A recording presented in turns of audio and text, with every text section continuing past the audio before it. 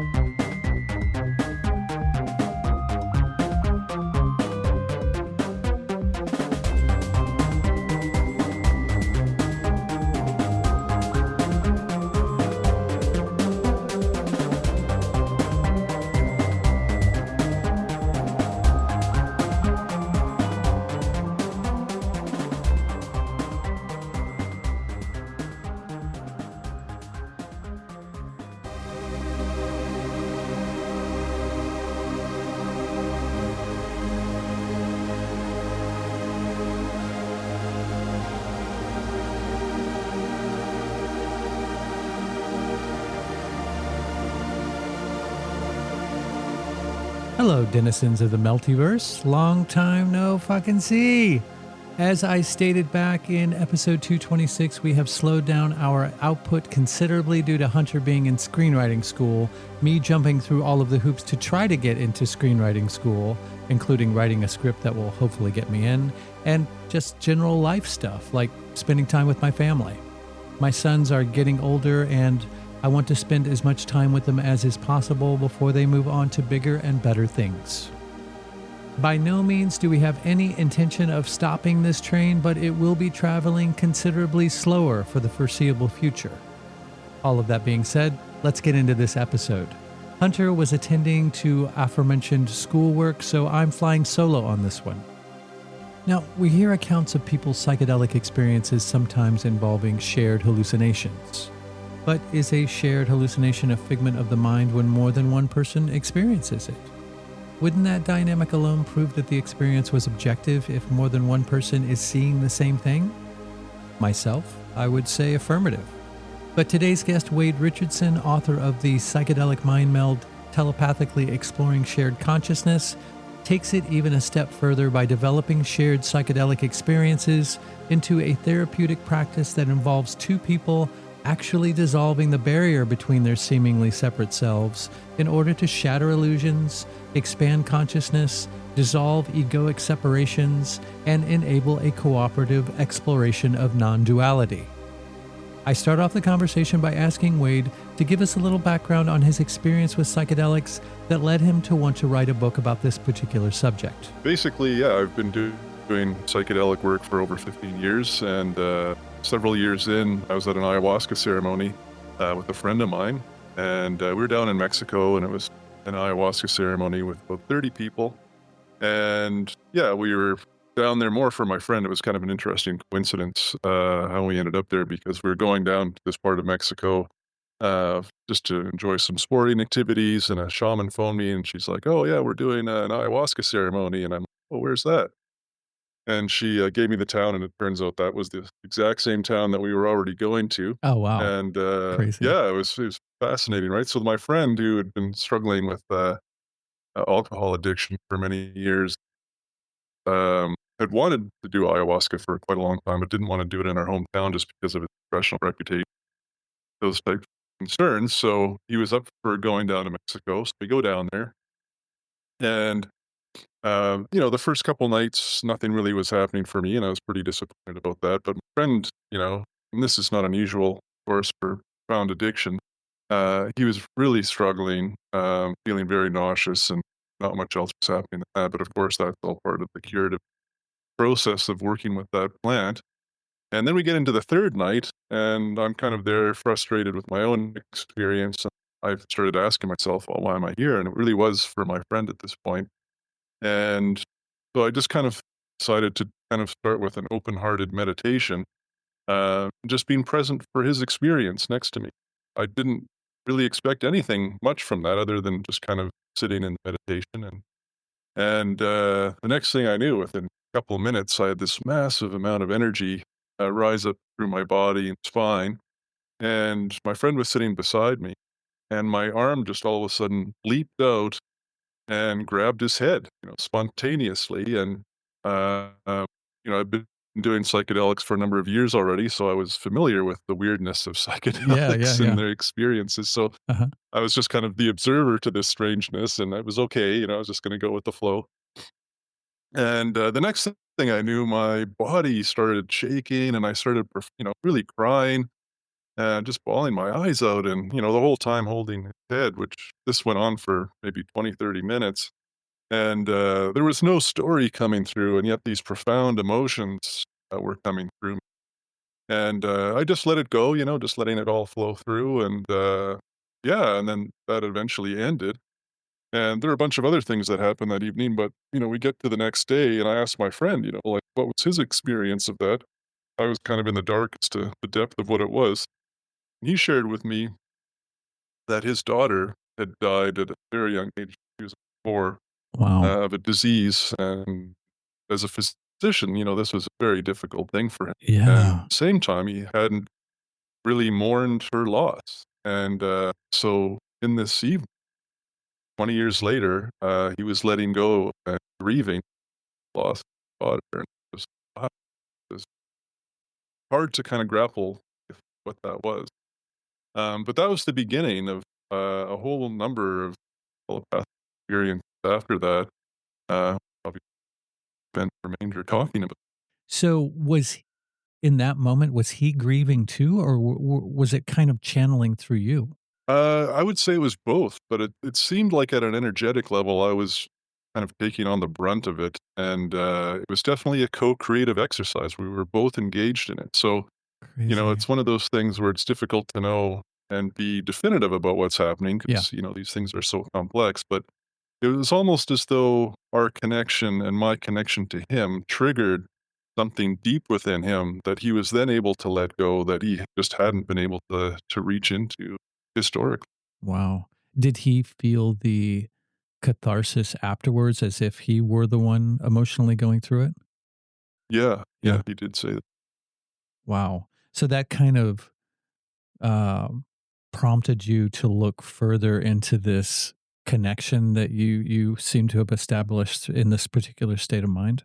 Well, let's just say I didn't go looking for it, but, it did start to become a thing that was so common that I stopped going to ceremonies, like, Uh, because of course then you're kind of caught in the confusion. yes. And and even that particular, time when I was in Mexico, I went, for a 4th night, um, and someone ended up accidentally touching me, and all of a sudden, this person's monkey mind, so to speak. I mean, we all have the monkey mind, but, his very quick moving thoughts were all of a sudden in my head, and I'm like, "Whoa, I didn't sign up for this." Wow. And, because I was just so unprepared for it, and, of course, he's a stranger and stuff, and, um, yeah, I mean, it just speaks to, why in these shamanic ceremonies, they're usually, quite strict about people not touching each other, but, of Sure. course, this was just accidental. Yeah, yeah, yeah. Um, yeah, but then going from there, I mean, it really kinda started, uh in a more meaningful way in terms of kind of turning it more into a kind of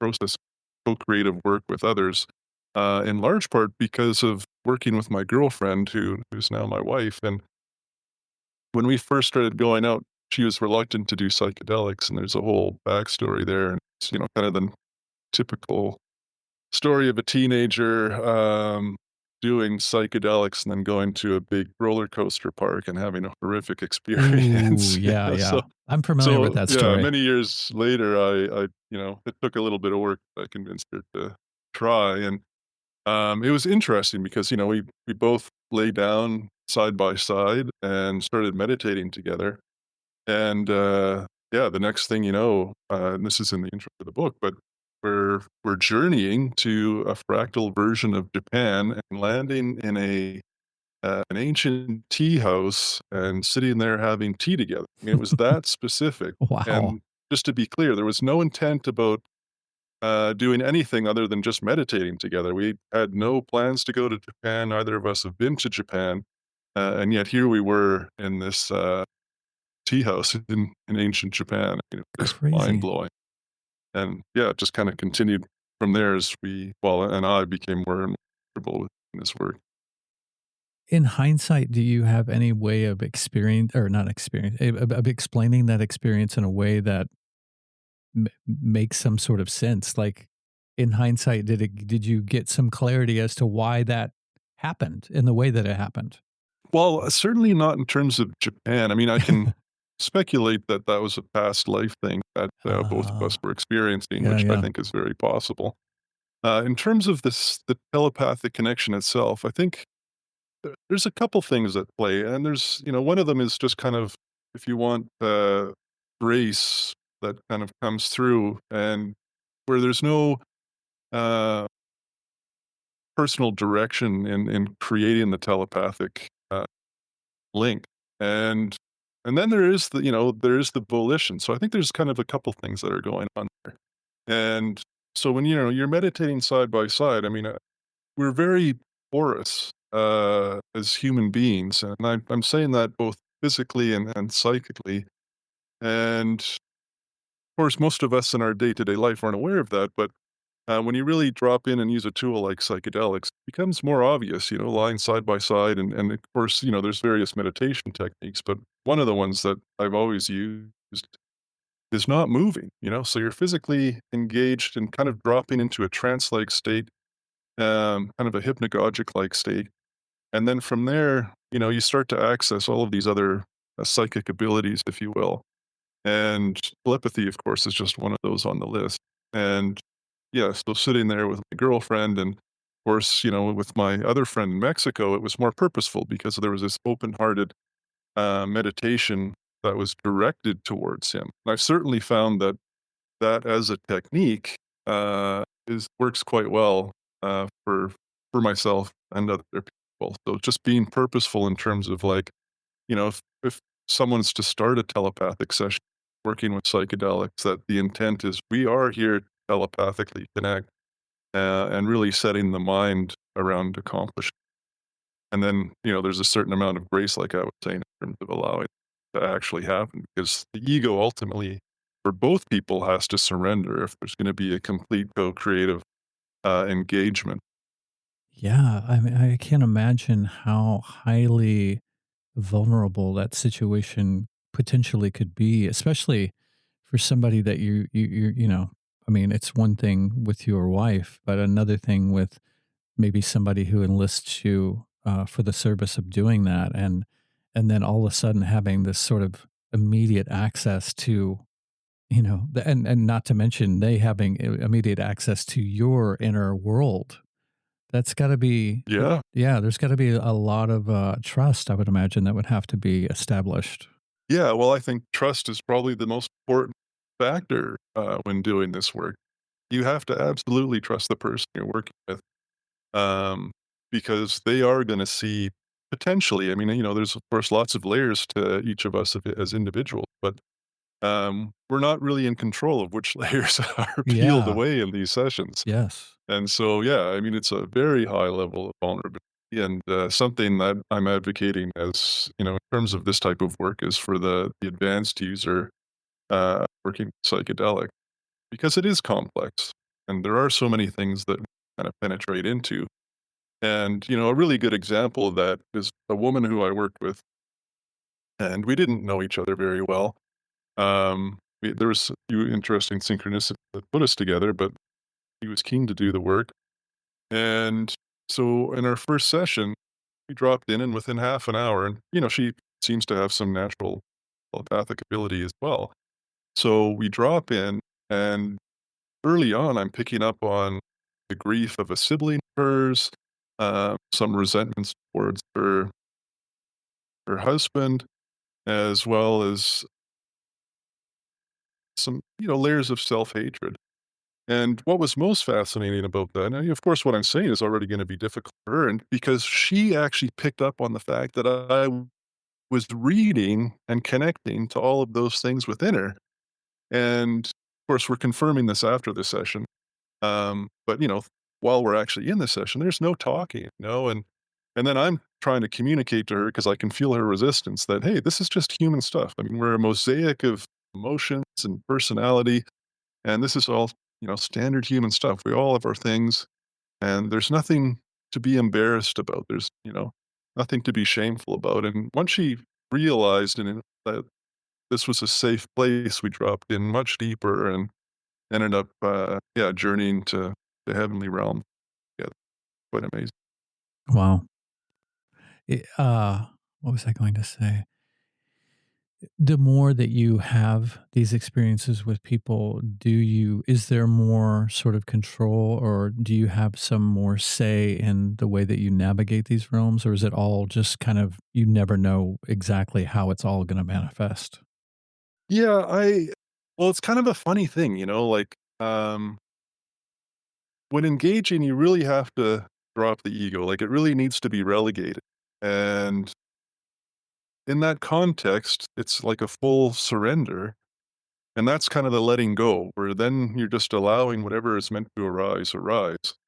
But certainly over time, as things begin to arise, there's kind of a subtle volition that's there and kind of move the experience in a particular direction. And sometimes it's there and sometimes it's not. I mean, if there's something at an energetic level, and this is, of course, a big part of this process, we're exchanging both at a physical level and a psychic level. So, at a physical level, if there's something that needs to be processed in terms of some type of trauma that's basically encoded in the flesh and the cells in the body, and of course, these types of traumas can come for very wide range of things. It can come from uh, prenatal birthing, parental stuff, fear stuff, disease, all sorts of things. And anyway, when we jump into the physical, yeah, there's no real volition. I mean, it's just basically the two bodies attuning to each other to release something. And at that point, you really want to let the ego completely out of the way and just go with the flow of whatever's arising. But when working at a psychic level, there is a bit more volition there. And I guess another example there would be I was working with my wife, and my wife's a natural at this, by the way, which is super Well, cool. that's Uh, helpful. yeah, right. So very comfortable, and of course, high level of trust. And we drop in, and we find ourselves, kind of in the void, so to speak. And there's different layers of the void. I mean, there's kind of the Buddhist void that is kind of the absolute, but there's kind of another type of void that is basically a jumping off point into the spiritual realm. And there you actually do have a bit of volition. And so I was wanting to introduce her to some spirits. And so, in terms of my mind process, I would think of a person or a spirit, and we would immediately jump into that space with that other spiritual being. And so, certainly is volition there, and it's not like um, I pick like 10 different names and contemplate and then pick one, because it's one of those things. As soon as the thought is there, thought manifests itself instantly when you're in these spaces. So Hmm. we were just kind of jumping around from being to being. Yeah, it was absolutely incredible. Wow. Yeah, that sounds amazing. And this is different than, I mean, as mental and psychological and spiritual as it sounds, there does seem to be a degree of embodiment in it, because it's not like two astral bodies meeting on the astral plane and then just walking around exploring. At least that's the impression that I'm getting. It's more, I guess I really want to dig into the what the experience is like, as much as possible. Everybody that I've heard you talk to, they don't seem to dwell on that as much, but I would really like to dig into that. So, Yeah, sure. is it more of a mental thing, or is it something that, like I said, it's two astral bodies exploring all these different realms and dimensions? Yeah, well, I would say that kind of complicated. It is certainly on a continuum. So there is the possibility of the physical engagement, like I've been describing in a couple of cases. I could illustrate that a bit more. But certainly, when working with my wife and going into the spiritual realm, I would argue that is working at an astral level. Okay, And again, it's hard to be really definitive about much of this stuff. We're sure. kind of playing around with words, but Yeah, exactly. it definitely, at this point, there is a leaving of the physical body behind. There is no longer an awareness of the material realm. So I would argue that at that stage, you are in the astral. Okay, that makes sense. Um, and is it, um it's such unfamiliar territory for me. I don't even know how to, yeah, apprehend a question to ask about it. But when you are mind melding with somebody, is it sort of a collaboration between these two sort of uh, beings kind of superimposing over one another, or is it more like uh, a parlay, like one person is looking into the other person and then the other person is looking or is simultaneously looking into each other? How does that, I mean, are you, there's telepathy involved, so you're hearing thoughts, you're feeling Mm, emotions, right, mhm. of the other person? Yeah, it's again, it's a real mixed bag of things because there's just so many possible experiences there. Yeah, Um, it sounds yeah, limitless. sorry? It sounds limitless. Yeah, it really does feel infinite. I mean, having done this work now for a number of years, it's just like, wow, it's just continually so expansive. And so, there is kind of the journeying of, uh, into other realms. There's physical exchanges, the emotional exchanges, and it really is, it can be creative. And I guess kind of to your question, um, you know, is it's kind of like who's in the lead and is there a Yeah, receiver and a sender? And I would say exactly. that it really ranges, because like I'm saying, it is co-creative. And because I've been doing this for so long, it definitely tends for me to be the lead in terms of connecting to what's going on with the other person. Um, and maybe just to illustrate how this can kind of bounce around is, again, working with my wife, we had gone through this traumatic accident and I tuned into, a leg injury of hers. And I, yeah, dropped in very deeply, and, for me, I didn't see her experience, like, there was no visuals except that I went through this profound horror, and it was directly related, to the accident. I was touching her injury, and it was like I was reliving the horror that she experienced in the moments leading up to and, immediately after the accident, Wow. and as that was kind of, reaching a crescendo, I opened my eyes and, kind of speaking of how, jumping from the astral to the physical, I mean, sometimes that can itself happen very quickly back and forth. And, so we're both actually looking down and it was like this smoke raised or came out of her leg. Like there was this big Wow. energetic release. Now, of course, on the physical level, I strongly doubt that there was actually smoke in the room. And yet, on the astral level, if we kind of blend that with the physical realm, we both witnessed this black smoke. And we kind of joked about it later, saying, it was like there was an exorcism going on Yeah, of really. some kind. Yeah, for sure. And then, so we went through that, but then, a little time later, she came back and the next thing I know, she's, working on my head and, kind of tweaking neurons and various things there as it relates to the injuries that I suffered from. And, so that's what I mean when, kind of a co-creative thing where, you can kind of I can be the lead and jumping into another person. The next thing they can be jumping back into me. And it can be very fluid, and that assumes at the same time that the other person, is able to really relegate their ego, because the more that they surrender, the more it becomes a co-creative exercise. If they're not capable of really dropping the ego, that means it's mostly gonna be me doing, energetic work on the other person, where I'm still tuning into their stuff, and I guess you could argue at an unconscious or subconscious level, they're opening themselves up to me, but they're not necessarily communicating consciously with. So again, there's a lot of variation and it's quite a continuum of experience. Yeah, it sounds like it. Do you keep any sort of log or record of these realms and how you've navigated them, and just to kind of just map all the different kinds and different ways that this kind of exploration is manifested? Yeah, I mean, I have to admit I didn't plan on writing the book, so it's not like I have a very, academically written, journal or, log book. Instead, it would be kind of, I'd write something down here and write something down there, and I'd have to go look for these various pieces, Oh, and, yeah, yeah. I mean, ultimately, the book is the reflection of, a lot of the experience.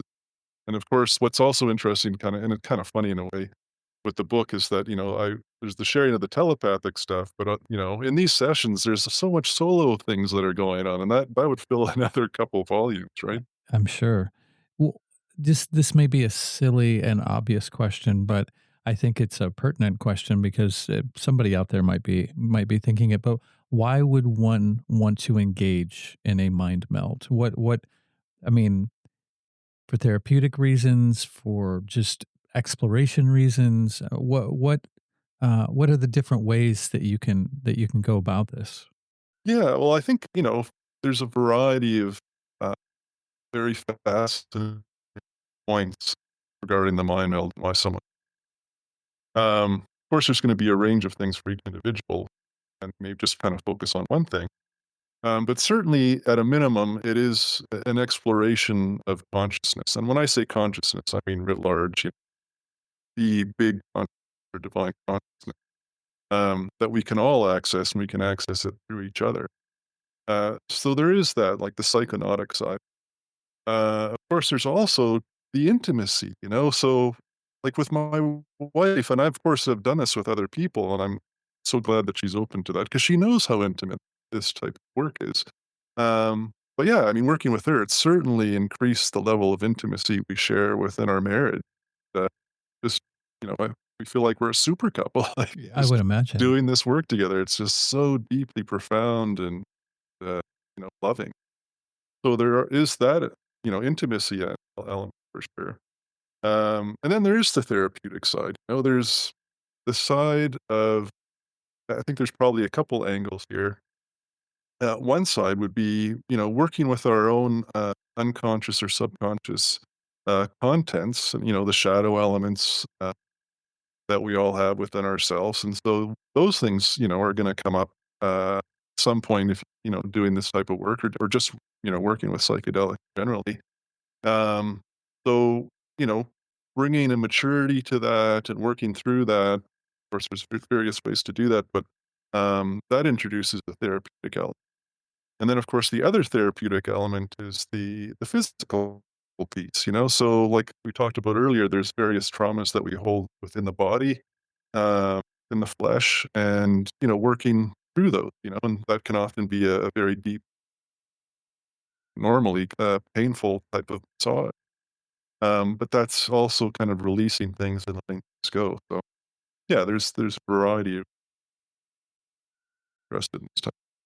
Well, since you and your wife are probably, I would imagine, the she's the person that you probably have experienced this with the most often. Do you find that now that you've found and explored the frequency of that connection, that it's something that you can tap into at any time, really?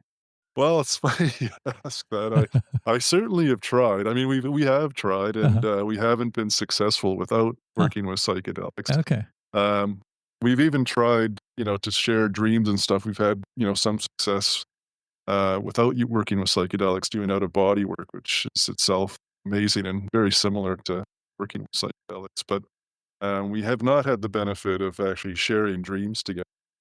And I just want to say, mentioning that, there is this whole side of, doing this work without psychedelics. And um, there is this podcast out now called the Telepathy Tape, which I'm not sure if you've heard of. No. Um, yeah, I totally recommend it.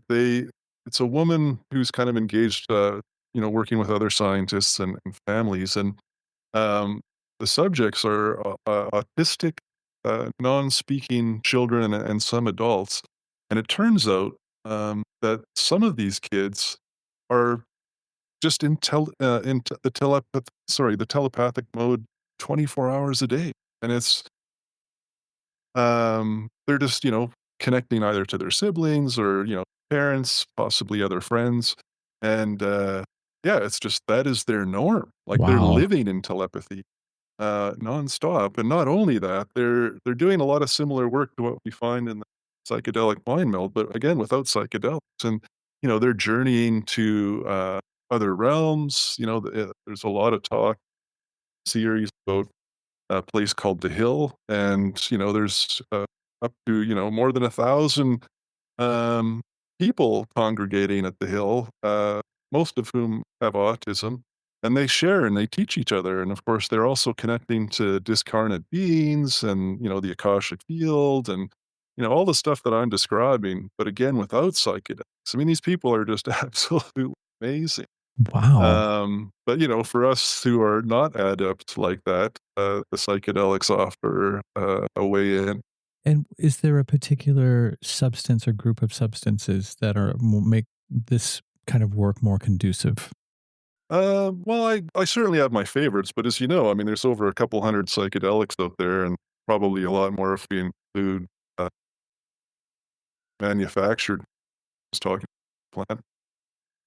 And, I would guess that, as psychedelics are capable, of course, with the right mindset, like relegating the ego, I would guess that most, if not all of them, are conducive to reality.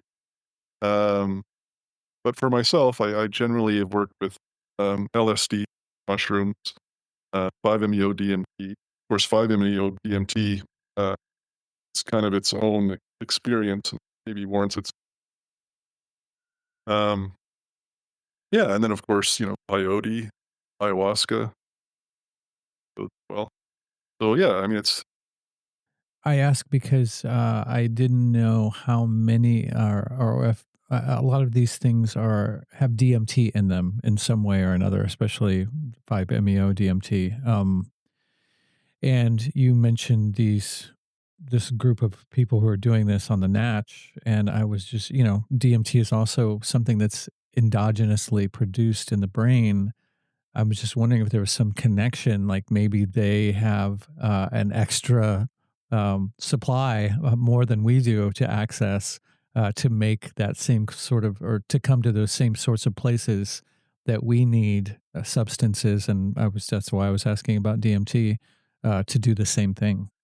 yeah, well, that's certainly a possibility. Another possibility is that, and they've talked about this podcast as well, that um, these autistic children who are nonverbal um, tend likely, and of course, this is speculation too, but to be more often in the hypnagogic state. And maybe there is DMT associated with the hypnagogic state, but basically that is to say, like a trance state, or where the body is more asleep and the mind is awake. This would be typically a state that you would be looking for to do out of body work or astral projection. So there seems as though they're just naturally attuned to that because they're more disembodied or disconnected from their own physical body. Sure, that makes sense. Yeah, that's fascinating.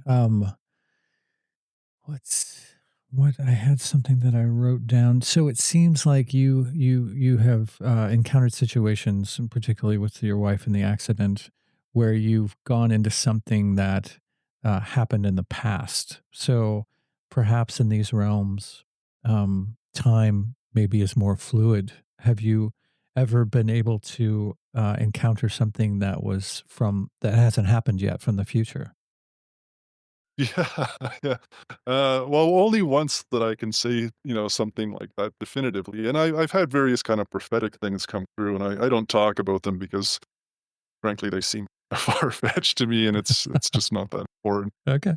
Um, as you're probably aware, so many psychics, they'll prophesize various things, but trying to get the time right in terms of when these things are going to happen, I mean, yeah, that's a whole other thing. But the one that really stands out as an experience is, I was really getting deep into the out of body literature, the astral projection literature, and just becoming more aware of, how profound profound and strong and powerful our thoughts are, thought forms. And so I started, this is just in the last couple of years, working more and more with particular thought, this speaks to kind of playing with the volition. Yeah. And so I was doing a solo session, and I really wanted to connect to my future self in a way that my future self could teach the current me what I meant to learn in the longer run. And that, Mm-hmm. now I'm kind of talking like multiple lifetimes. Right? Oh no, And I'm following. and my mind is open to that. It took me many years to kind of land on it. I was very skeptical, landing on it pretty strongly now. Anyway, so I'm doing this high dose LSD session, and partway through the session, I basically call out, and I'm actually verbalizing. I'm reaching out to my future self. Future self, to come to me now and teach me what I meant to learn to become, a more advanced being and loving. And and then thing happened. Like I'm in this session, and of course, I get distracted by whatever's kind of coming through, and there was no future self there. And so I was like, okay, that's fine, like I just thought I'd try it out. Couple days go by, and I go to sleep couple nights later, and this was without psychedelic, right? And I'm in this dream, and there was this stuff of being in an office environment and then moving into where my extended family were hanging out, and anyways, I was getting kind of tired of that. I went into this other room, into a large hall, and I lay down, just feeling kind of tired. And at that moment, I became lucid. And all of a sudden, now I'm like, oh, I'm dreaming.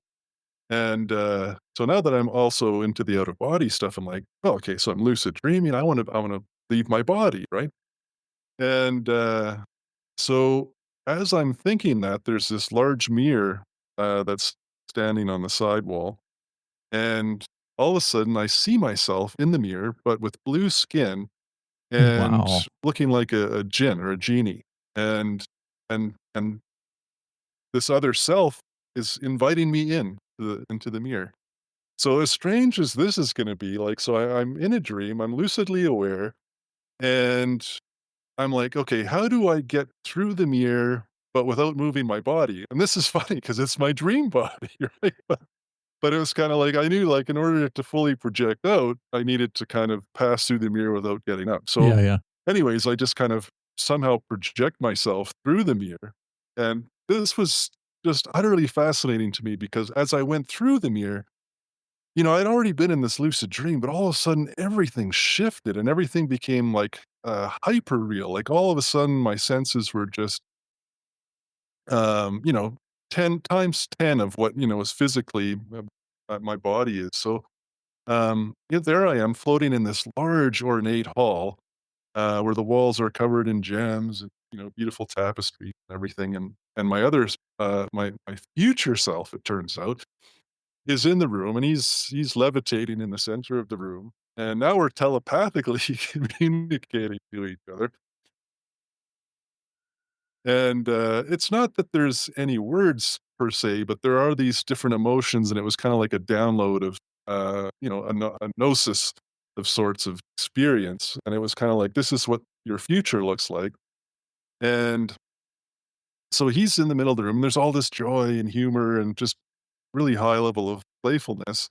And the next thing, he turns himself into a sphere and starts rolling around, and it was humorous because he had clothes on, then he didn't have clothes on, and then all of a sudden I see this large anus rotating in the center of the room. And anyways, all that to say, it was very funny. Wow. That's And then incredible. he was shifting into other shapes as well. Wow. And I mean, really, the point of I think all of that is just that piece of when traveling out of the body, and this shows up in the literature as well. So often we leave the body and then we're in our physical shape. But really, when you leave the body, like we are not a physical human anymore, right? Like, and we can drop all connection to being the human vessel, and that was what he was essentially going.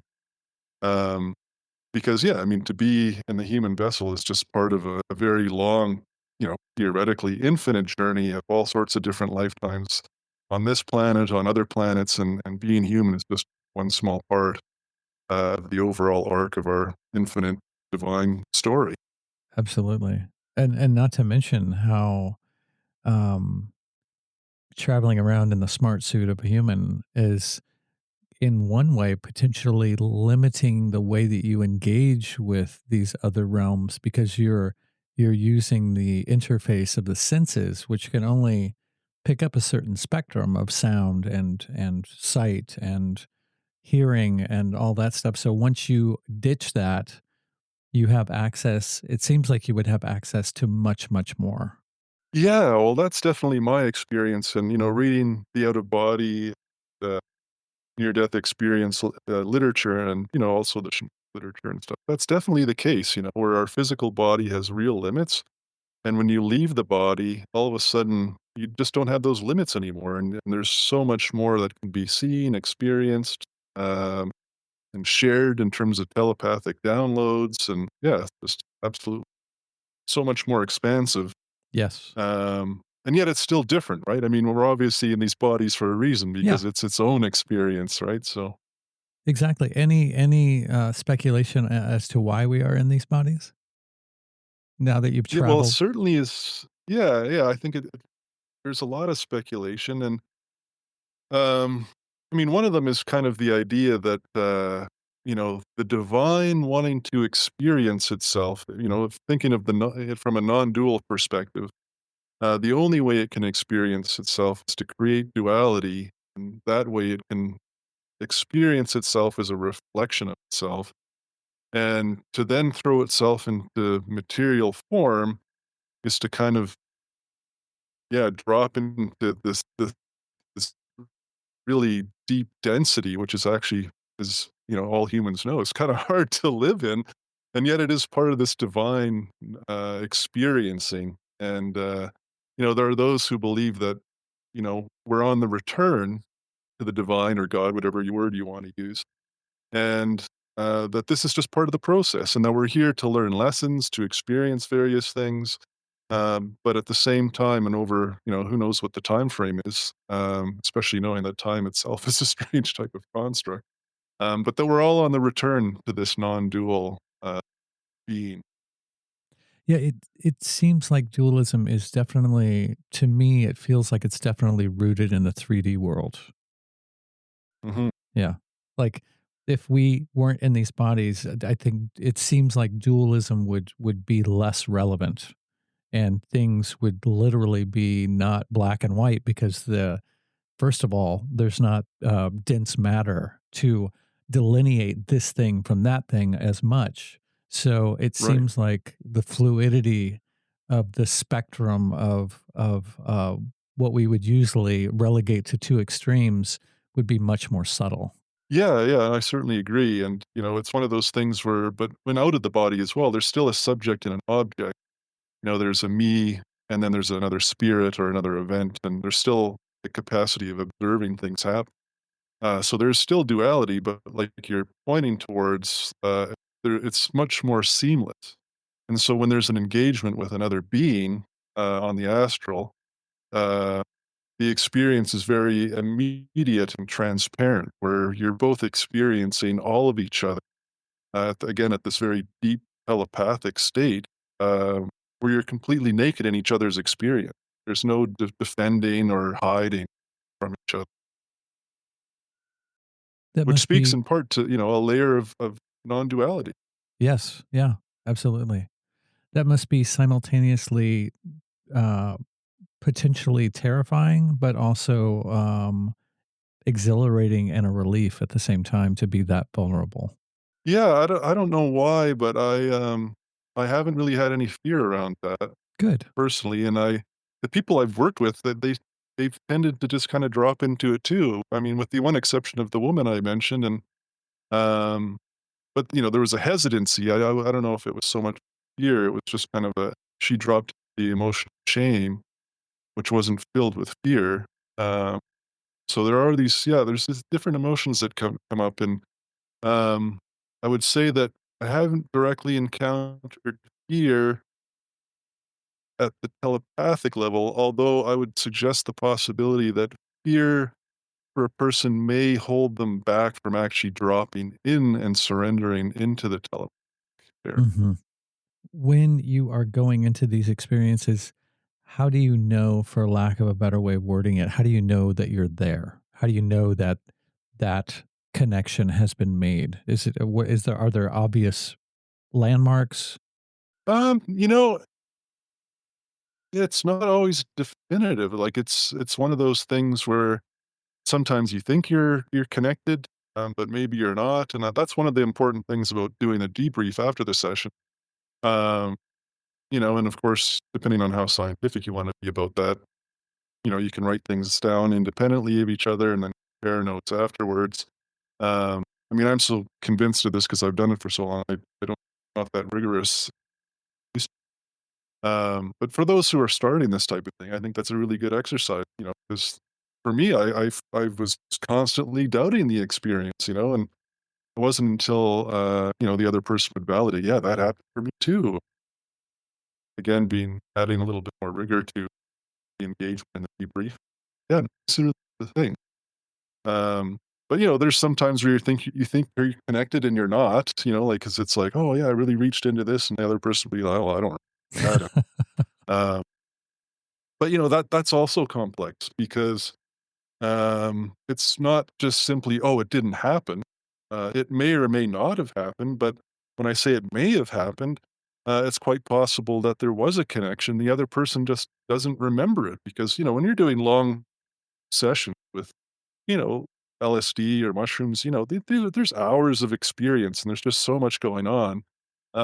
Person just may not remember it or it just wasn't highlighted enough for them to care about it and kind of log it in their memory. Yeah, And exactly. another layer there too is the more you do this work, the more likely you are to remember more.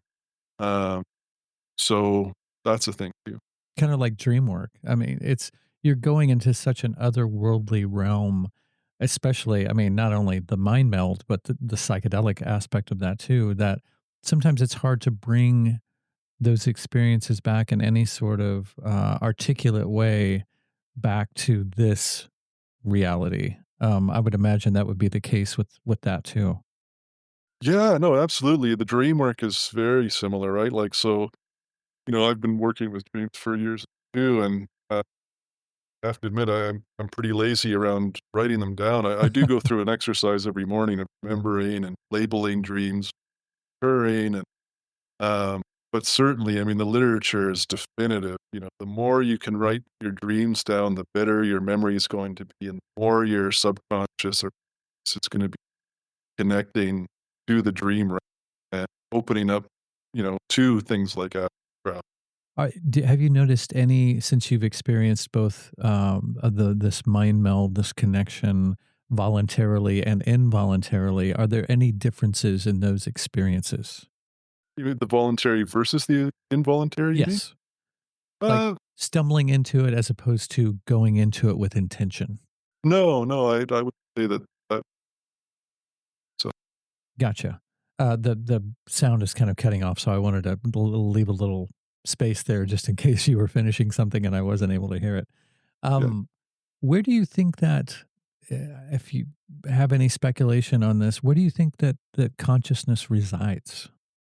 Yeah, I think, consciousness is ubiquitous, it's everywhere, and, everything holds, like, the big consciousness or, the Buddhists would refer to, like, big mind, so it pervades the whole universe, the material, inorganic, the organic, everything, and then it really becomes a question of, well, what is most engaged in consciousness and, kind of, if you will, moving consciousness? And obviously, organic living beings uh, are more engaged at let's say more conscious, if we want to think of it on a continuum. And, we have a lot more research in the last couple decades that indicates that even plants are intelligent in various ways. And so they're engaged as well, right? Like it's not just humans or just animals. Uh, but in fact, all living things are very much engaged with the movement of consciousness or tapping into consciousness. But again, this is it gets into a bit of complexity around labels and where does it begin and where does it end. For sure, definitely. I wonder, I mean, you've mentioned especially the involuntary connections with somebody that may have just brushed against you in a certain state of mind. What do you think would be the possibility of doing that with an animal, like a dog? Yeah, no, that's definitely something that is a thing. And I've played around cat, and yeah, it's interesting. Like when we're doing a session together, he becomes more friendly than normal. He's not the friendliest cat sometimes, and he'll come over and kind of cuddle and want lots of pets, and but it's also interesting because like laying a hand on him and just very gently, but reaching inside of him, so to speak, like reaching for a telepathic connection.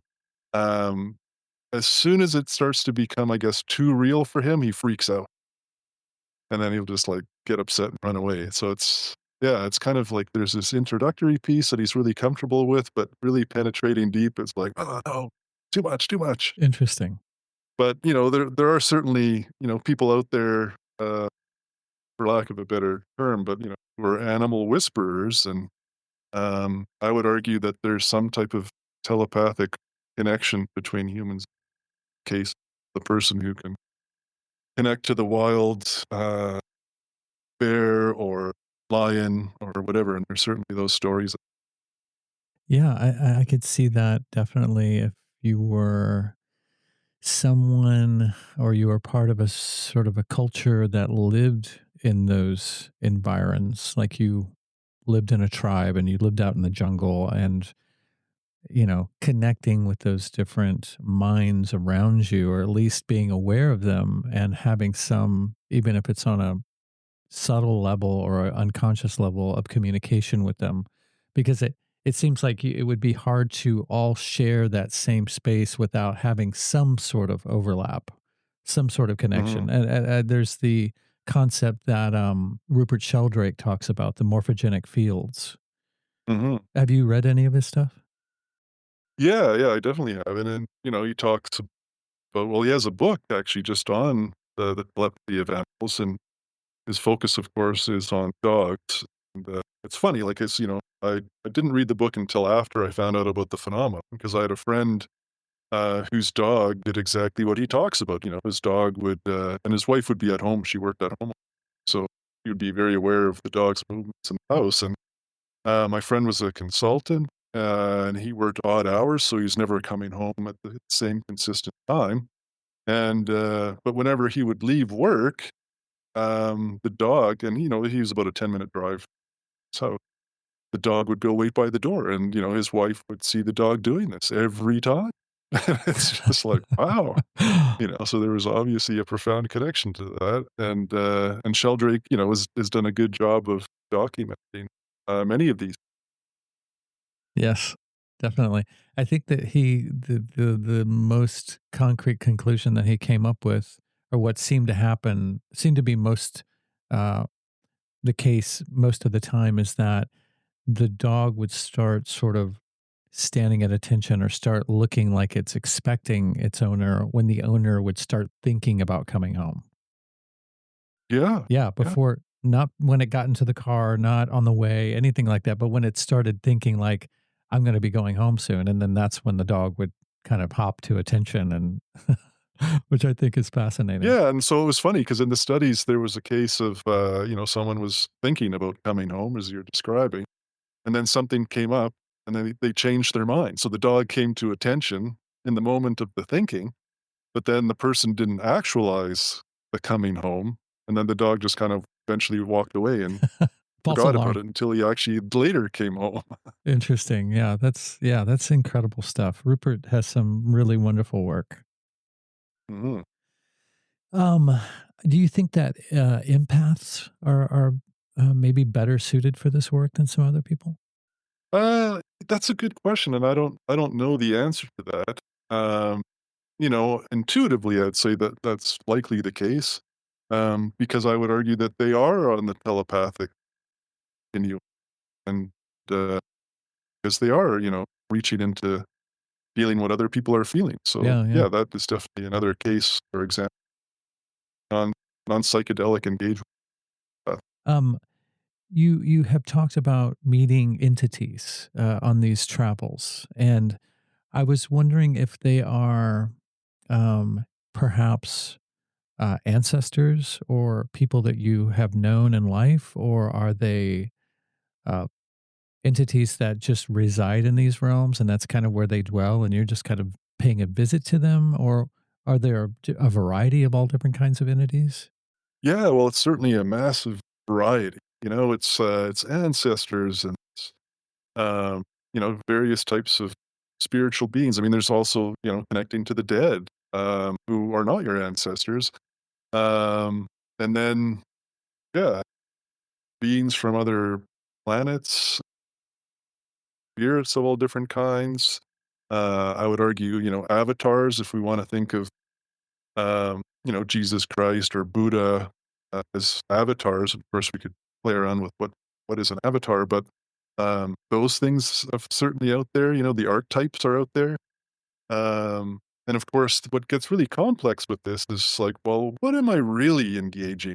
And I think it's a variety of possibilities, because you know I do think that these other beings have a profound sentience, and so they can show up, but how they show up, I think, can be influenced by different things. Like, we all have our own biographies and our own belief systems, and I think we do, or we can place that on whatever we're encountering. Yeah, yeah, for So, sure. a typical example would be, um, let's say I have a Christian background and I encounter an entity that is just, filled with love and compassion, and I place the uh, avatar of Jesus Christ on that being because of the resonance it has at an energetic level to my belief system. So I believe that that's one possibility. I mean, I do believe it's possible that, hey, I really am connecting to the true Jesus Christ or the Christ consciousness. I think that's also a possibility. Another possibility would be that the being that I'm encountering, in order for it to create a comfort within me in terms of engagement, puts on its own avatar in terms of what it would know. Because again, they can see through us, right? They were very transparent. So they're going to know what we're going to be comfortable with. And then they themselves put on Jesus. So it's not like they're, I'm pretty sure that most of the time, if these beings are approaching us, especially if you can feel the love and compassion coming through, they're well meaning. And so then it's like, okay, this is what's going to create more comfort, more engagement, and a deeper connection. Of course, I think there are also malevolent beings out there too, but Yeah. they're yeah, they tend to be less common in experience. As, but you have encountered them. I have. And were they do you think that there was a purpose in crossing paths with those entities, or were they just sort of creeps wandering around the metaphorical park and at night looking for trouble? Yeah, well, I think, just to be clear, I think both things exist. I haven't knowingly encountered what are often called shades in the out of body literature, which would be, humans who have died, but have kind of lost their way in terms of the transition as they in the dying. And then, of course, there's the hungry ghost. So if someone is profoundly caught up in some types of substance abuse, and of course, there's other types of addiction, um, they potentially end up, when they die, they end up being a hungry ghost, and then they can, wander around and basically connect to people with similar energy. So, and that in itself kind of warrants a long conversation.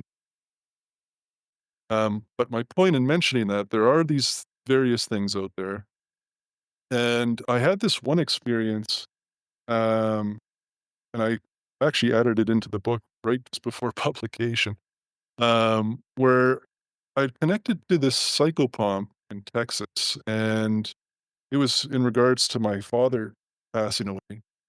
And we had a good connection. we stayed in touch, and at one point, she connected with me, and she's like, "I had this really strange experience. I had this phone conversation with a friend of mine in California, and she said that this chief, and this is, like, an astral chief of some kind, showed up at her place and said that she needed to pass on a message to me, which was then gonna be through her friend, that I was, not taking the work seriously enough, and that, I was causing some problems, and I was like, and then, of course, this friend of mine, the psychopomp, is telling me the story. Wow, that's weird, like, and this person in California is really tuned into the astral world, and, this chief wouldn't leave for a couple days until, she committed to making sure that I got the message. Interesting. So I got the message, and, I was like, "Okay, well, I'm not really sure what to do with this," but I thought, my best way to connect to those worlds is with working with psychedelics, so I did a high dose session and basically called in the chief, not knowing who he was, but, very humbly asking him to come in and show me what I was doing wrong, and basically, would he teach me, uh, how I should be working, from his perspective. So that I did at the beginning of the session, and then I dropped into the session, and, I don't know, about halfway through, I was doing some fractal energetic yoga and stuff, just spontaneous move, clearing my own clearing. And the next thing, like, I'm in, the living room, face down on the floor, and the whole floor opened up, and there was this massive, um, just sea of demons. And it was Wow. like, this portal to a hell realm that opened up in my living room, Holy which shit. was extremely overwhelming. For some reason, I didn't find it that I wasn't filled with fear. I was just kinda like, "Wow, like, this is a lot." It was Yeah. I said it was very overwhelming, and it felt like I was being kind of pulled into this seething mass, and then I'm resisting, and it's strangely, it felt like it was kinda pulling something dark out of me. So that may have been a benefit, but eventually, the portal closed, and, uh, and I ended up, yeah, trying to close it myself, but then also as pretty discombobulated after the fact, and I reached out to a psychic friend of mine, elsewhere in the country, and he's someone who could actually see that this thing was in the living room, and then we worked, calling in various angelic bodies to close this Wow. portal. So it's a, very, very story, and then part of it, though, I think, was to teach me take the work more seriously from maybe a ritualistic perspective in terms of, setting up, you know, protection, that type but I also think that, up until this point, I hadn't had any really direct contact with negative beings, and I've been doing, this type of work for quite a few years at this point, like over 10 years. And, I'd always been connecting to these, loving, discarnate beings. And, uh, and it was just like this, it seemed like a reminder, like, no, no, no, there is light and dark in the world, and there really is darkness. And that was kind of what came through is the lesson. And and that I needed to pay attention to that and, take it seriously. And that we all have, the light and the dark within us, and that these, demonic beings are a force of the darkness. Hmm. They, they do exist.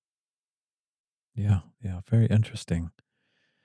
Well, so you mentioned the experience that you had with your friend where you spontaneously put your hand on his head during the ayahuasca experience.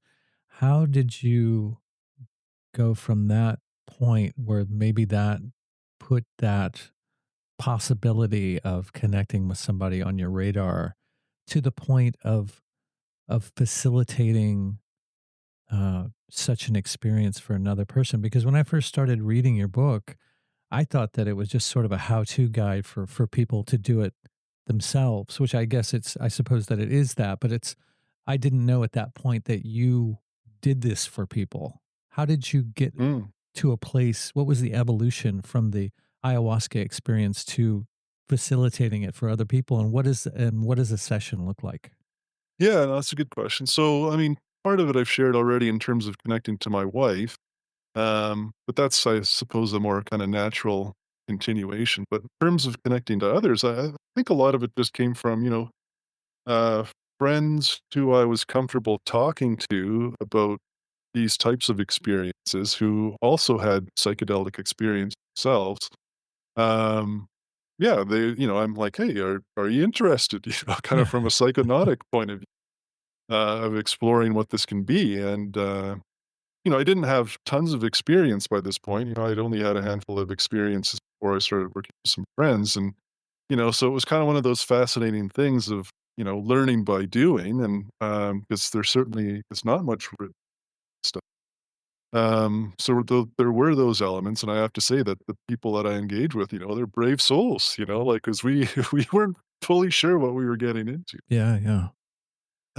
But what was also interesting as it evolved, the briefings started getting really long, like, um, 2 to 3 hours of, like, "This is what it is, there's all these different possibilities, maybe they will happen, maybe they won't happen," and that partly led to me writing the book because it's kind of there's just so much possibility there, like, as we talked about earlier, kinda an infinite possibility that, to really ground someone and prepare them, um, kinda requires a manual, and, the book is that. And it also, in fairness to the other person, it's like, "Well, do you really wanna get into this?" Because, it's pretty nuts, and, you have to have a good sense, so the only way, of course, to really communicate that is depth.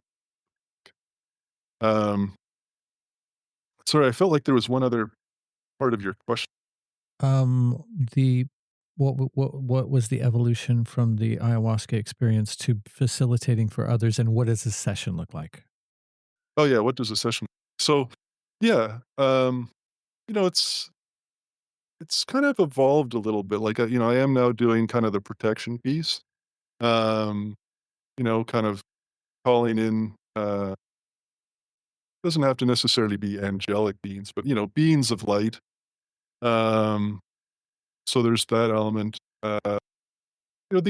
these kind of introductory pieces can vary depending on what resonates most with each individual, but there is that. There is, the kind of the commitment, for telepathic there. The setting is important, of course. Making sure you're in a secure location where, people aren't randomly gonna come in, so doors are locked and, if there's gonna be sounds, because of course, some could be crying or screaming or whatever that's coming through. You don't want people, yeah, that can hear that and are, calling the police or something. So simple stuff like that. Um, yeah, and there's lots of little things to do in terms and setting stuff psychedelic. But more to the mind meld piece, really what you're doing is you're lying on it could be a bed or a floor together side by side. Um, as I mentioned in the book, you don't have to be physically connected to have a telepathic connection, but I found that, just holding hands certainly facilitates more of a connection. If nothing else, it just keeps you aware of the person that's next to you. And that awareness, of course, is increasing the likelihood of a telepathic connection. But at the same time, you can even use, the meditation technique of just allowing your awareness to, start at the heart, move down the arm, through the other person's hand and into the other person. And, I've used that a number of times successfully. And so there are those types of things. There's a lot of a lot of pieces here. I mean, the meditation piece, of course, is critical. I mean, to get into a deep meditation, it really helps if someone has meditation experience. If someone can't sit completely still, and I mean completely still for an hour without the psychedelics, they're likely to struggle. Um, because, yeah, again, you're trying to relegate the ego by surrendering to the experience itself, which of course psychedelics really help. But that can be kind of a funny thing too. And a quick example of that, a woman I was working with, we're holding hands and, I'd worked with her before. And so, I have a little bit of an expectation from where she's at. in terms of engagement, and she was kind of fidgeting around a lot, and, I'm kinda, like, just being patient and, uh, kind of a growing frustration because it's kinda distracting me, and then, I was like, "Well," and I actually verbalized at one point, just, try to sit still, and he didn't respond, and then, I tried to go back into my meditation, and I was like, "Well, hang on a second, like, I'm the one that's getting upset, but, what's really going on with her?" And it was kind of at that point that I just shifted again my own mindset, which is, really makes a difference in these experiences of just dropping in and trying to be in her experience. And it turned out that she was already in the experience. She had let go and her body was vibrating just as a natural, um, releasing of various things in her body. And, Interesting. so then, I psychically connect into that, and it was actually very uncomfortable and earthy and kind of yeah, it was it was not pleasant, but that was her experience, and it was her letting go, and so it's kinda like there are these subtleties, of play, to be aware of, yeah, in the engagement. Just to kind of say again that, yeah, the meditation piece, um, having that experience and, having some idea of what types of meditative, techniques to use are important. Yeah, I can imagine. And yeah, I can also imagine that there are definitely situations and phases of a session where it may be highly unpleasant because sometimes this work it can, I mean, if it does anything, it takes you out of your comfort zone. Sometimes that's exhilarating and positive and blissful. And sometimes it's can be nightmarish because maybe it's something that you've kept under wraps for a long, long time, and it's surfacing in a very vulnerable state of being. So sometimes those realms also, as you know, I'm preaching to the choir here, need to be traversed in order to get to the other side of them. Yeah. Yeah, no, absolutely. It's that whole thing of, the light and dark, um, are, the same thing of one coin, right? And you can kind of flip the coin over from light to dark or vice versa. And in these states of consciousness, it can happen instantaneously. Oh yeah. It's amazing at how dark something can be. And as you penetrate through it, all of a sudden it can just turn into infinite light, like, Yes. dropping from being in a hell realm essentially. Yeah. And the next thing you know, within seconds, you're in a heavenly, and it's just back and forth. Yeah, it's crazy. And that can shift. And if it's a really intense trip, uh, it can be very easy to become a spectator to what's maybe going on in your mind or what seems to be going on in front of you, as opposed to maintaining your intention and what you would like to get out of the experience. Yeah. Yeah, Yeah. I mean, I can only speak for my. It's been a long time since I've tripped really hard, but it would have in that state of mind, it was very easy for me to just sort of get distracted by, my visuals, for instance, and, kind of get Mm. swept up into that and kind of lose myself for a little bit, as opposed to in a therapeutic setting, I would imagine you would wanna try and at least have some loose hold on your intention, uh, in order to go in there and do the work that you set out to do in the first place. Yeah, that's a funny thing. Like, I agree with what you're saying there at the end around, having the intention and following through on it. At the same time, I found that you can get like each person can get completely lost, so to speak, in their own trip, only to find each other at some random point. Yeah, yeah, I Because can see again, that. you're there so closely working together in the same space that eventually you just kind of trip into each other, so to speak. Yeah, I could see that. I could totally see that. Do you think that this mind melding is perhaps some remnant ability that maybe at some point in our past we could sort of do naturally? Yeah, that's a really good question. I of course don't have the answer to that, but speculation would take me down the path of what you're describing is certainly possible. That it is something that we've always had access to. Uh, I guess a flip possibility would be that as human consciousness and, humans physically continue to evolve, it might be that we're moving more and more in this direction, and that our future will actually be one of kind of ready telepathic connection amongst most of us on, or all of us on the. I like it. Yeah, that makes a lot of sense too. Without Neuralink, if possible. Hmm. Hmm. Yeah, that's right. That's right. I'm gonna pass on getting that jack, auxiliary jack in the back of my neck. Thank you very much. Yeah. Yes. What speaking of which, what are your thoughts on this latest psychedelic renaissance that's really been hitting high gear in the last 10 years? Yeah, well, I think it's certainly exciting. So we've been talking about, psychedelics are a tool. They can be used in a variety of ways. And so it's exciting to see, a movement towards decriminalization and in some cases legalization. I certainly, am on board with regulating uh, substances, keeping in mind that the black market will always be there for those who want to engage that. But I like the idea of regulation because it brings a certain amount of seriousness to working with psychedelics that I think was really missing in the 60s.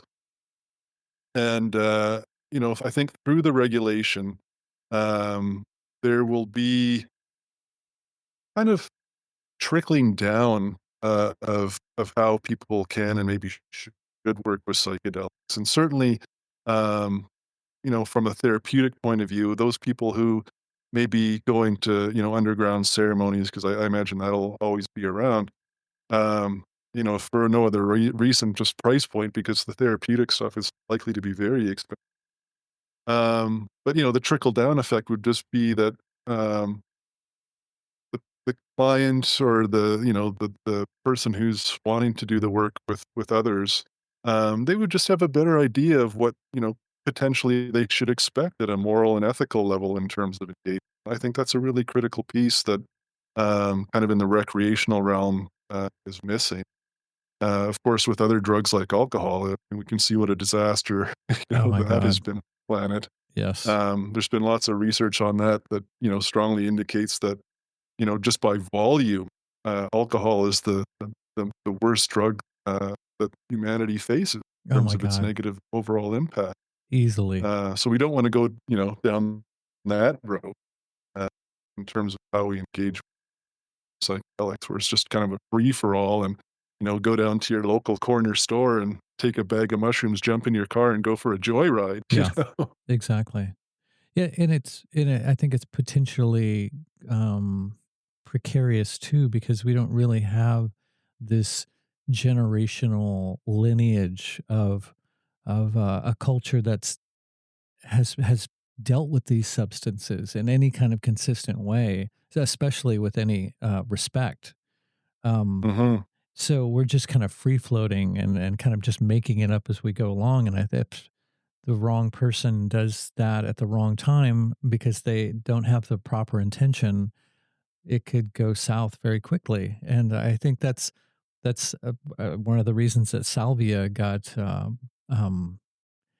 turned illegal in Kansas, which is where I'm at, is because of these YouTube videos that kids were posting on their horrible, supposedly nightmarish salvia experiences, and on that they legislated it and made it illegal, which is utterly ridiculous, but That's understandable. That's yeah, heavy stuff, and if mushrooms are at a convenience store and anybody can have access to them, that's there's got to be some way to uh offer that in a context that it makes or at least encourages one to be respectful and responsible. yeah. No, I completely agree with you, Chris. And I try to convey that in my book as well. Like this is not work to be taken lightly. In fact, Yeah. it's meant to be taken very seriously. And I really try to outlay all of the things that are very important in terms of engagement. working at this level, and that it isn't for the faint of heart. It's not for, those who haven't worked with psychedelics, and certainly not for those who just want to play around at a level. Um, because, and this is another thing, the whole piece around sexual abuse, Yes. it's, fairly prevalent throughout society, never mind psychedelics, but it's certainly crept into the psychedelic world, both at, the ceremonial level in terms of, say, ayahuasca, but you've even seen it at the therapeutic level in terms of some of the MDMA trials. Uh, so again, I really highlight that in the book. In fact, I put a lot of the downsides in a way around psychedelics in the book, which some people find out. Um, but a big piece again, which we kind of started off with, is trust. And I even have something in the appendix in terms of something that people can sign off on. Um, because when engaging at this level, it's one thing if you're doing it with your wife and there's kind of an agreement ahead of time to engage sexually. Um, But generally what I'm suggesting is that, at no time, when working with someone else, should there be an engagement sex. I mean, this is, very specifically, meant to be about a telepathic connection and exploring, deeper levels of consciousness, which, in that context, sexual engagement strategy. Um, but again, it's a tricky thing because as we've been talking about, there's physical engagement and the body is just doing what the body does in terms of tuning in uh, to various blockages in the other body, like a tuning fork. And so, there are likely to be occasions where there's, a bumping of a woman's breast or, a man's genitals or something, and those bumps in my mind are pretty obvious. It's just kind of a rushing glance in the middle of all this other crazy stuff that's going on. It's not a groping or a fondling or Sure. anything like that. Um, but again, like that type of thing is possible because we're making ourselves so vulnerable. And that's why again, trust is just so critical that, do you really know who you're working with? And the sexual energy, and I found that this happens regardless of gender. And I mean, I identify uh, as straight cis, but I've worked with men, and inevitably, in most cases, there's a feeling of sexual energy moving back and forth, and I think it's very important to talk about this ahead of time and debrief it as well as kind of an antidote to what's occurring. And in that context, it's like, yeah, this is something that's going to arise in all likelihood, and just observe where those sensations and feelings and desires are coming from, because usually they're very fleeting. In a lot of cases, they only last seconds, and in most cases, well, all cases that I'm in so far, it's just minutes. It's not like, half an hour or that. Um, and then when you pass through that energy, because of course this is an energy, you tend to drop in deeper. Uh, so yeah, it's something that's powerful, profound, something to be very cautious of and wary of, and again, setting up the boundaries in advance. Yeah, I would imagine that that intake process must be very, very important. You mentioned 2 to 3 hours to really make sure that somebody on as many levels as possible is ready for this, is ready to take all of this on. Yeah, yeah, and I mean, at this point, I'm not going to work with anybody unless they've read the book. That That's that's that was like I yeah, said earlier, that was the purpose of writing. that's yeah, that's perfect. If they don't know what they're getting to after reading that, then yeah, perhaps they shouldn't be doing this work because it seems to be laid out very, very succinctly. The like I said, I haven't finished reading it yet, but what I have read is like it's very compelling, but also very good at mapping out the possibilities and what can happen and you know what can be gained from this kind of experience. Yeah, yeah. Yeah, Yeah, I mean, just kind of another crazy possibility, like, someone ends up in psychosis, which, it's very rare, but it can happen, temporary sure. psychosis, and, Yes. the next thing, they're running naked down the street or Yeah. something, and wow, then what? Yeah. Right? So, you have to talk about that stuff in advance. You have to have emergency protocols in Yes. place Yeah. and, Exactly. be prepared for that. And you can even, I mean, I would imagine, you know, having, as you mentioned, a prerequisite would be a experience with psychedelics, because even if you don't know what that kind of realm is like or what that kind of experience is like, even if you think that you've got it all mapped out and it's all understood as far as on paper, once you get there, once you show up for the experience and that tidal wave comes, it, you know, that can I would imagine, send some people, I'd make them a little knock-kneed. Like, that's Yeah, a well, that's the thing, right? I mean, it's kinda one of those things where, you can read all you want, but there's yes, nothing that ultimately prepares you for the experience itself, exactly. And not 'cause it's so different. It's so other than what we are normally living in, day-to-day moment. yeah, the It's psychedelic very experience. foreign. Yeah, the Yeah. The psychedelic psychedelic experience itself is yes, very foreign, but then to engage telepathically with another person is to add another layer of complexity on yeah, top of that. I can only imagine. Have you had has anybody ever approached you t like a couple, for instance, to ask you to teach them how to do this with each other? No, no, Okay. no. Have you ever trained anybody to do this, or is it more just like, through the experience itself, you come to know it? Yeah, it's more the latter where, through experience itself, uh, you gain, yeah, I guess the depth of knowledge or gnosis in terms of it happening. It's one of those funny things, and I'm not gonna be definitive about this, it's speculation, but in the yogic traditions or, the Eastern wisdom tradition, there's this whole idea of Shakti, and that, some people, for, I think various mysterious reasons, can tap into this stuff easier than others. And I think when engaging this way, it's possible that, if I'm working with another person, there may be a transference that opens up something that's lying dormant in the other person. And then all of a sudden, once they've done it, they can now engage that way with others as well. And it's interesting because I had mentioned earlier the Telepathy Tape podcast, and there are stories in there of autistic children, again, nonverbal autistic, who are fully telepathic, who are then reaching into their teacher, in school and telepathically communicating to their teacher. And then the teacher opens up. So there's some type of, again, Shakti pod, if we want to use that word, of opening up the teacher's capacity to telepathically communicate. So it's not just one way, but it's actually a two-way communication. And I think, this is very fascinating stuff. Absolutely. And it's not, I mean, I've never experienced that before. Is it like hearing, is it like just a mental conversation, or is it more pictures, or is it all of the above and more?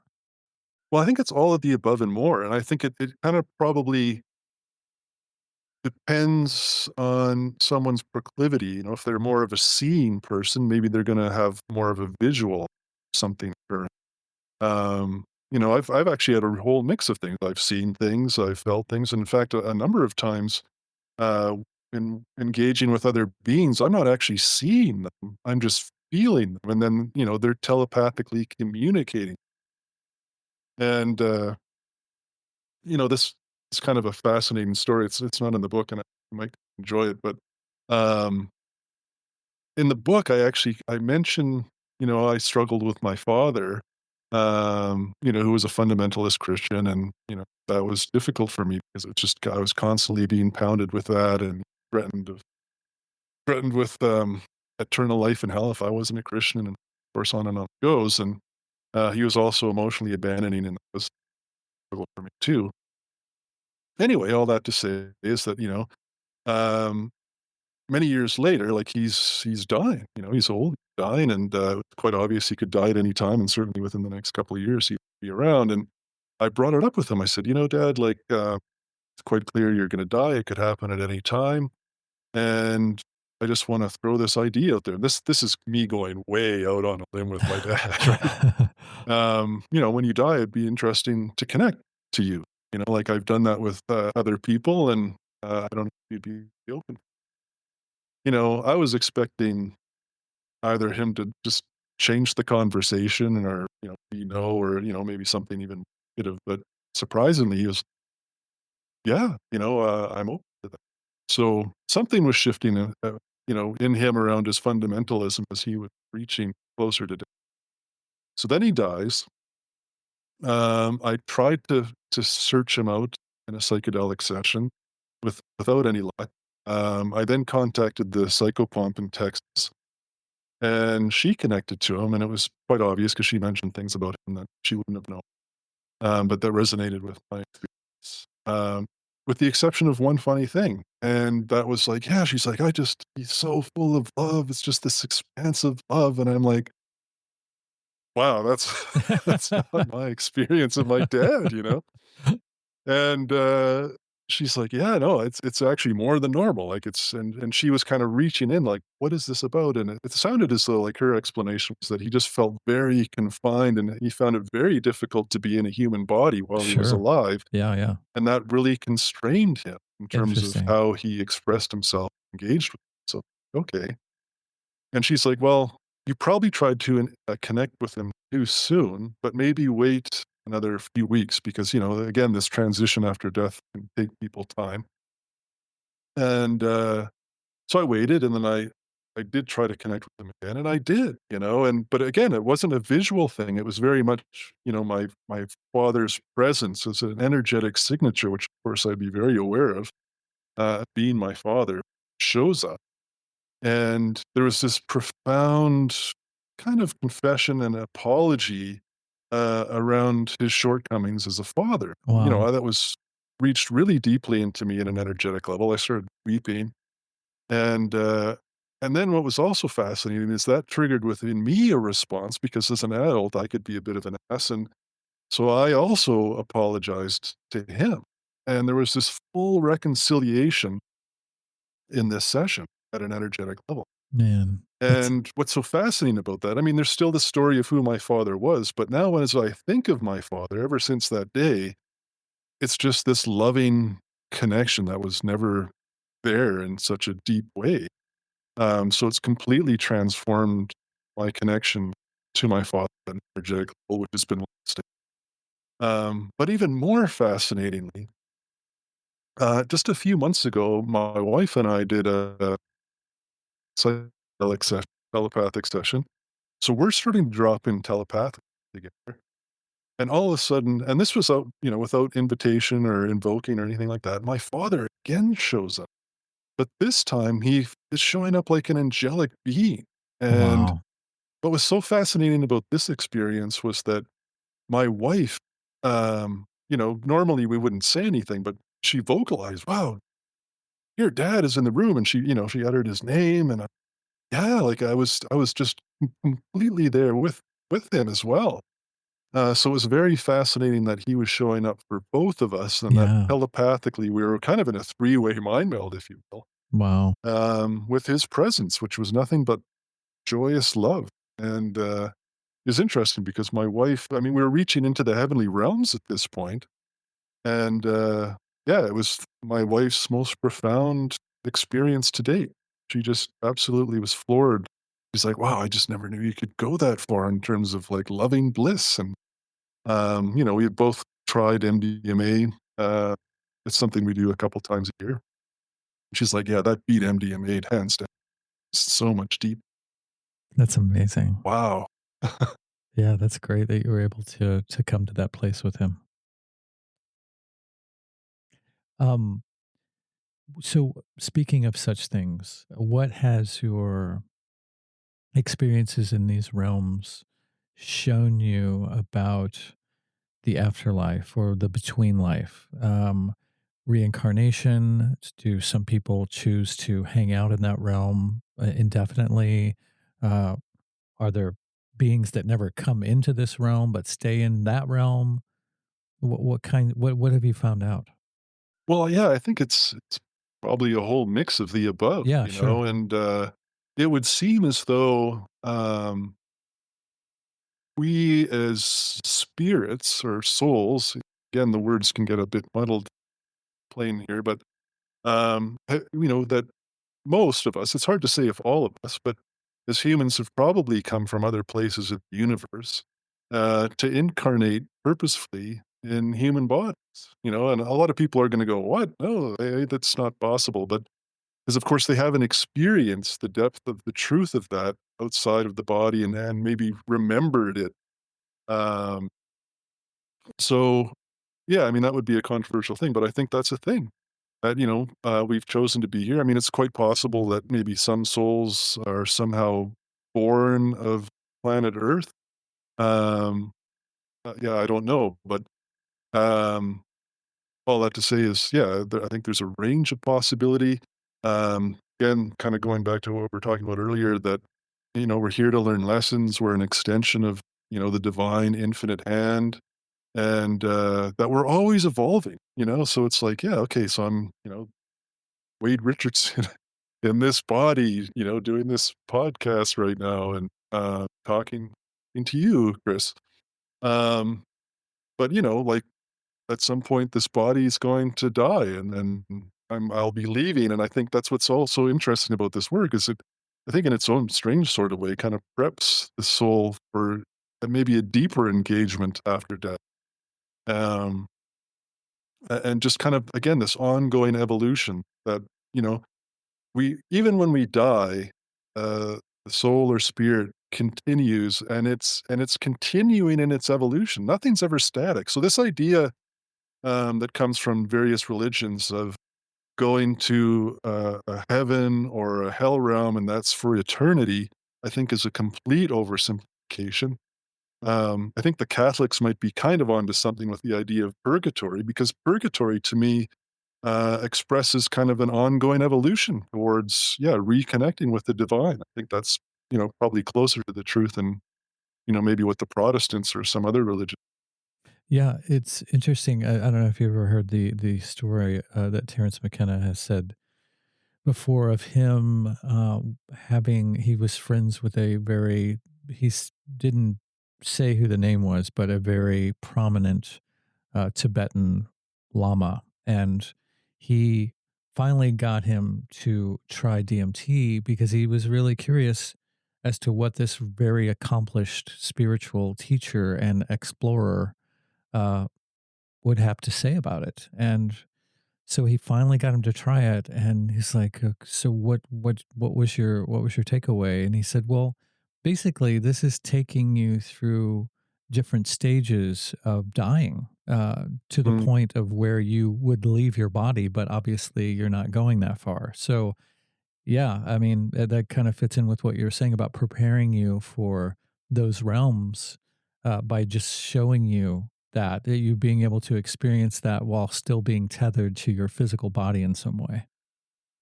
yeah, Yeah. yeah, no, I think that's the thing. And Timothy Leary, of course, wrote about that in terms of him, and maybe it was Ram Dass as well. I can't. It was co-written. Um, that was a book on the Tibetan Book of the Dead. Mhm. But for psychedelics. Yeah. Yes. Timothy Leary. Yeah. He's the one who wrote that book. Yeah. And that's interesting too, the Tibetan Book of the Dead, because I think it's like what DMTX is wanting to do with mapping the DMT realm, which very well may be the same realm that the Tibetan Book of the Dead maps, which is Mhm. kind of what to do after you die. And that's what a lot of that culture was preparing you to do, is to die properly, Yeah. which is fascinating. Like that they were so spiritually accomplished to be able to actually map those realms and develop a book that you're supposed to read over a certain amount of days after a person leaves their body. Which what a science they turned it into. It's really amazing. Yeah, yeah, and they're not the only ones, right? Like, the Yeah, for Egyptians sure. have their Book of the Dead. There's Yes. a Swedish version, I can't remember the Oh, name of it, really? but a Swedish version of Book of the Dead, yeah. Huh. I've never And, heard of that. this is a bit of a plug for Kurt Leland. Um, he has done a lot of out-of-body experience work for many decades, and he has written extensively on the subject, and his books are just mind-blowing. I mean, they're just so great, but he wrote this one book, I can't remember the title off the top of my head right now, but it basically goes and tries to triangulate, the richness of the Tibetan Book of the Dead, the Egyptian Book of the Dead, the Swedish Book of the Dead, and also, his decades of experience in out of body. He's drawing from both the Eastern and Western wisdom traditions, Wow. um, and near death experience literature as well. And yeah, he talks about like all of these various possibilities of what death or what kind of life looks like after physical death. Cool. And it's a fascinating read. I think he's done an absolutely excellent job.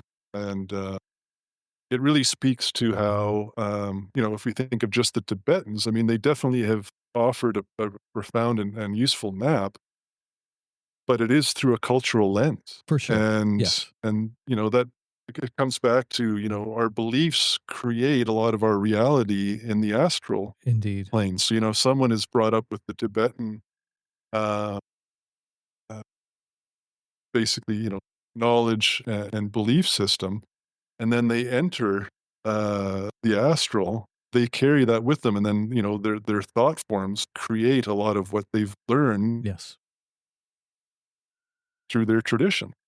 And so, what's so fascinating about triangulating all of the various traditions together in terms of what happens after death, you get a bit more, yeah, clear view of all of the possibilities of how you kind of can create your reality after death. And that can include, like, if someone has a Christian belief system, they might go to a Christian version of heaven or a Christian version of hell, in the same way that, a Muslim might go to an Islamic version of heaven or Yes. hell. Exactly. And And then if you're an atheist, well, you might struggle. yeah, Sorry, just to finish that, an uh atheist might struggle after death, right? Because they don't believe that anything happens after death. So they might spend exactly. some time wandering around while, these various discarnate beings are trying to wake them up to the fact that they're actually dead. Exactly. You were wrong. Um, yeah, I love that. I love that idea of triangulating that and over and making or seeing what the overlaps are between that. I think that I mean, yes, of course your thoughts can change your reality in that realm. I think that is also the case in the 3D realm too. It's just um Mhm. it's I think it's tricky because we tend in a 3D realm in coarse matter, we tend to see things as concretized. So it's easy to get hoodwinked into thinking that things are the way that they are. They all obey the laws of physics, and that's it. That's all there is to it. If you can't measure it, quantify it, so on and so forth by the methods of science, then it's off the menu. Yeah, I think that's possible in the physical realm too. But if you think or if you remember the name of that book, I would love to read it. If you could Yeah, maybe. just give me a sec. I'll grab it. Okay, cool, cool. Yeah, so it's The Unanswered Question: Death, Near Death, and the Afterlife by Kurt, that's Kur Leland, L. And the book again is called The Unanswered Question? Yes, The Unanswered Question: Death, Near Death. Cool. He also has a book called Otherwhere, and what I really like about his writing is that, like, we can meet all these different entities or discarnate beings, whatever label we wanna play with, spirits, and what his work is so good at doing is that he really is identified themes in terms of, the functions of these different characters, like, and it's kind of reaching in almost at an archetypal level, but, like, there's facilitators, and a facilitator, might help you in terms of, through the transition of death. And then there's teachers, and, that there's, also gatekeepers because, of course, there are these different realms, and, um, you know, there's almost, yeah, some prerequisites in order to move between them. And so there are these gatekeepers that, actually stand in the way and kind of allow people through or not allow them through, depending on where they're at. Like And, bouncers. so he identifies all these different occupations in the astral realms, and it's quite fascinating, Cool. and at some level does match with my experience. Is this somebody that's still alive? Do you know? Yeah, Or yeah, is he's still alive, or yeah. is their body still alive, I should say? Uh, Fantastic. Well, Yeah. I look forward into to looking into that, to looking into both of those books. To sort of round this out, because we're coming in on 2 hours here, um, what do you hoping that people will get from this book? Well, yeah, I think there's a few things. One is just kind of validation for people who are already doing this work, but confused or don't know the depth of it. I think that's important, in terms of telepathic connection. It can be very confusing to someone who doesn't know what it is and what's possible. So there's a validation. Another element is, you know, really looking at us as divine beings and just how amazing we are as human beings.